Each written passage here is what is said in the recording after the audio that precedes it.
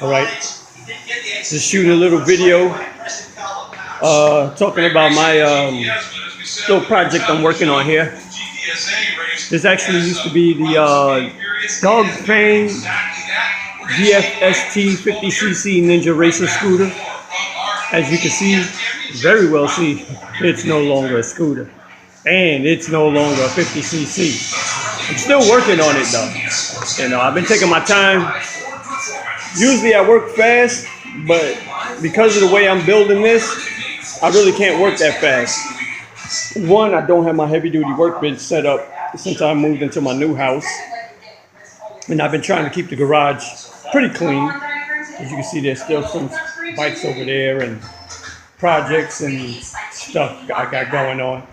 But anyway, now with this, the way I had to build it and everything, or the way I'm building it is, I'm pretty much using parts that I can get off of, or that are made for other motorcycles, you know, like swing arms, brakes, forks, this, that, and the third.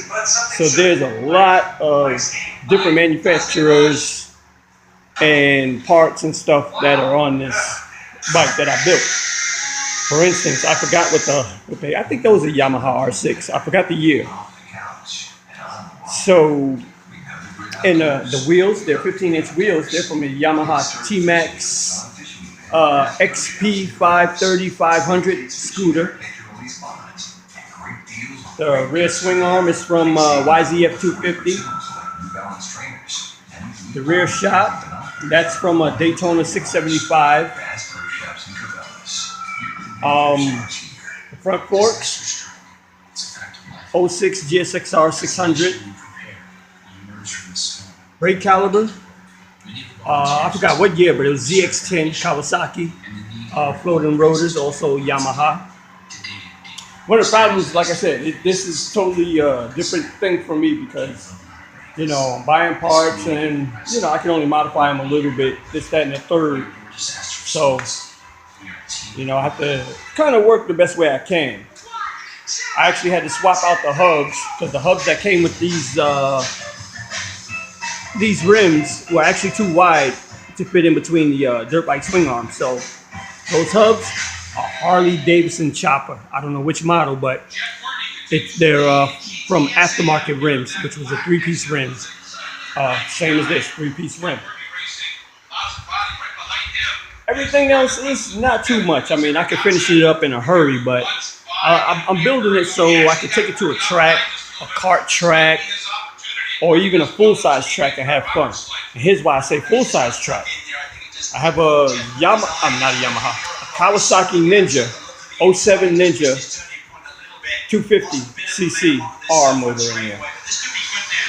That's right, that's what she's running in there. I haven't fired the motor up, but I did hear it run when before I purchased it. And the shop that I purchased the motor from, they were good enough, or the guy was lazy enough to just totally break down because it was coming out of a full and complete bike. So what he did was he just, to rush it along, cut up the chassis enough. But either way, I got to use the original motor mounts from the Kawasaki. Right now the motor is even just spot welded in there because I wasn't sure if I was going to actually use that motor. But I leaned more towards the Kawasaki 250 motor because the 300, the motor mounts are the same. From the 300s to the 400s and the 500s, the motor mounts are the same, but the 500 is a cradle mount. So all I would have to do is make a cradle or come up with another mounting system for the front. But the rear motor mounts are in the same placement. So that's my little hydraulic clutch setup on there. Let's see now. I might be able to see up in there. Little radiator. You know, I still have to make the front upper motor mount. So once I do that, then I can seal everything together. I mean, if I want, I could wire the motor up any day and just fire it up. But I'd rather have it to where I can ride it and not worry about anything falling off. But my biggest problem that I'm finding is going to be front drive sprocket. The 250s and bikes in that class, they run a 520 chain.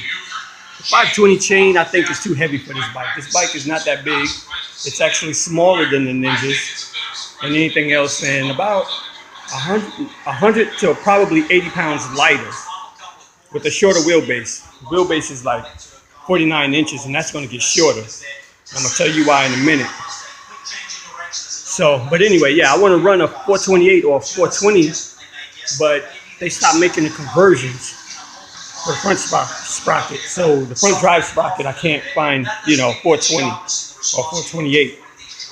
So that's a bit of a setback. I can't find the 415s.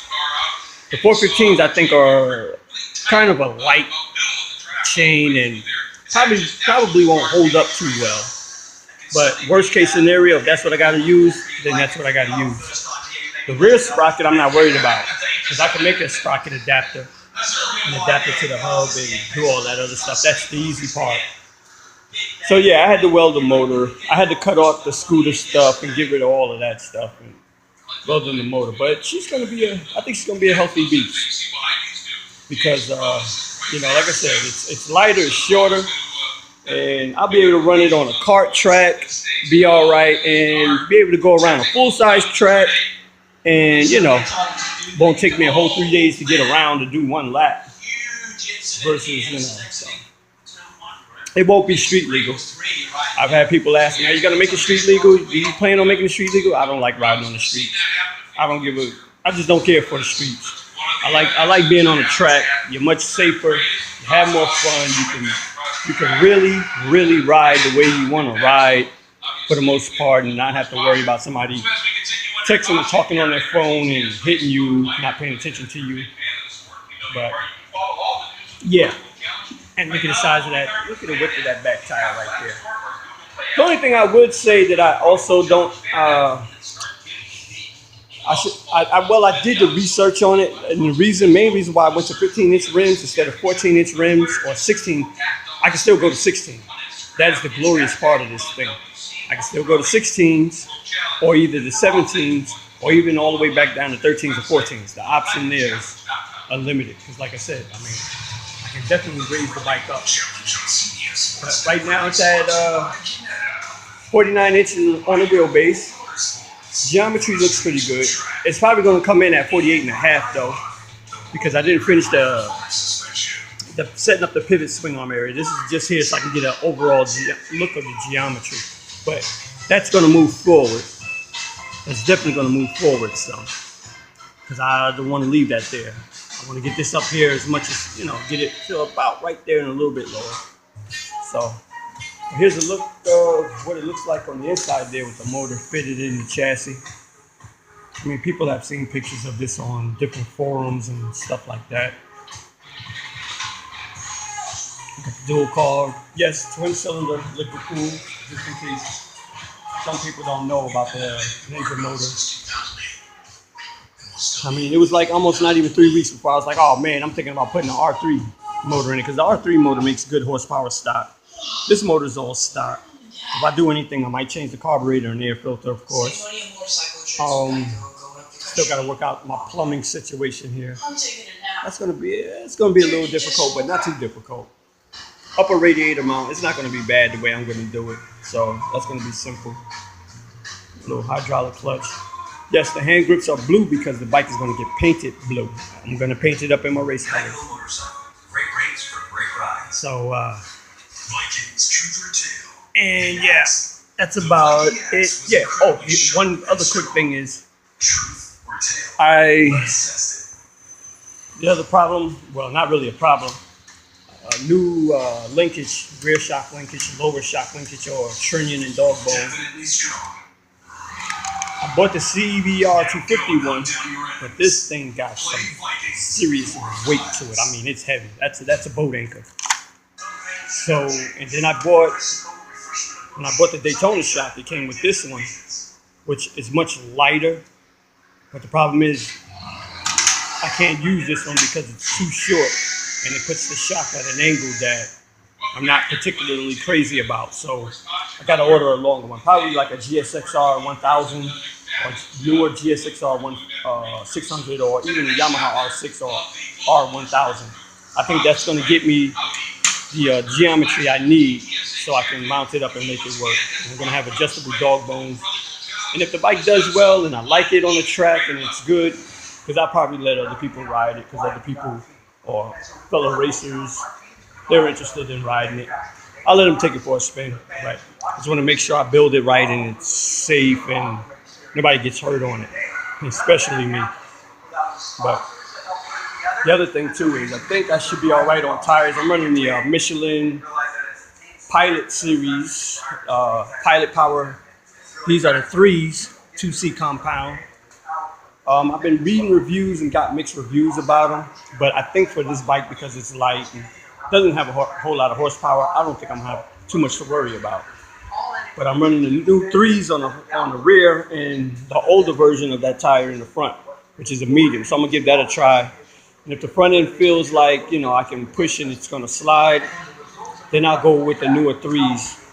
But back to the 15-inch rims. Maxi made a 15-inch tire that was actually a race slick. But it was a DOT tire, but it was like a race slick with threads, something like the Mitas and the Savas. So I was like, yeah, so I'll get the 15-inch rims, order those tires, and I'm good to go. Because, slicks, you just can't beat them. Slicks on the track, that is. But ordered the rims, and come to find out after I did more research, they discontinued that tire and stopped making them. But man, I would love to get slicks. I have slicks on here. I don't want to go to the 15-inch rim, the 16-inch rims necessarily, just so I can get slicks for the 16s. So I'm just going to run the Michelins, and then there's Dunlop makes a good tire, I think, and something else. So that's about it. More videos to come. I might do a naked video where I have all the fairings off so you can see better. And also, I'm not too sure if I'm going to leave the shock mount like that because it's connected to the motor mount, and I don't want to stress that.